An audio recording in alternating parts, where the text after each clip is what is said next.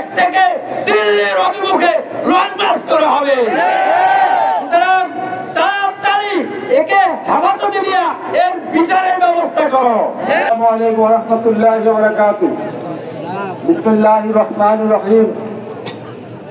ईमान से मुकद्दम मोहम्मद, दीन से मुकद्दस मोहम्मद, फरिश्तों से मासूम मोहम्मद, कौन से कीमती मोहम्मद, जान से प्यारा मोहम्मद, शबनम से पाकीज़ा मोहम्मद। ला युमिनु अहदुकुम हत्ता अकूना हब्बा इलैहि मिन वालिदिही वा वलदिही वान नास अजमाईन। उपस्थित সংগ্রামী ভাইয়েরা, আজ আমরা এখানে একসাথ হয়েছি ইমানের দাবিতে। ইমানের টাকাটা কি? ইমানের টাকাটা হলো ইমানের থেকে আগে হলো মোহাম্মদ, দিনের থেকে পবিত্র হলো মোহাম্মদ, হাড়ের থেকে দামি হলো মোহাম্মদ, ফেরেশতার থেকে পবিত্র মাসুম হলো মোহাম্মদ, ফুলের থেকে পবিত্র হলো মোহাম্মদ, জান সে প্যারা মোহাম্মদ। আসমানের নিচে জমিনের উপরে সর্বপ্রকারের জালিম বসবাস করতে পারবে।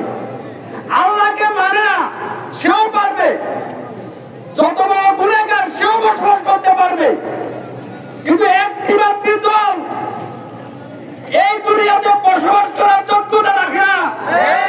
যে ব্যক্তি নবীকে গালি দিল, নবীকে অপমান করলো, সে দুনিয়াতে বসবাসের যোগ্যতা রাখে।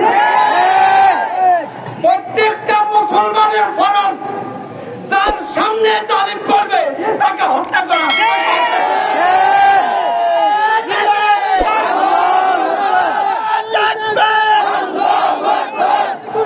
যদি তাকে হত্যা না করে তাহলে তার ঈমান নিয়ে প্রশ্ন আছে।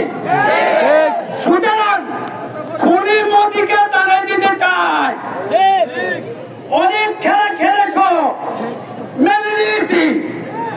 আমাদের খুনিকে জায়গা দিয়েছ, মেনে নিয়েছি। আমাদের হাজার লক্ষ মুসলমানকে শহীদ করেছ, মেনে নিয়েছি। নবীর অপমান মেনে নেব না।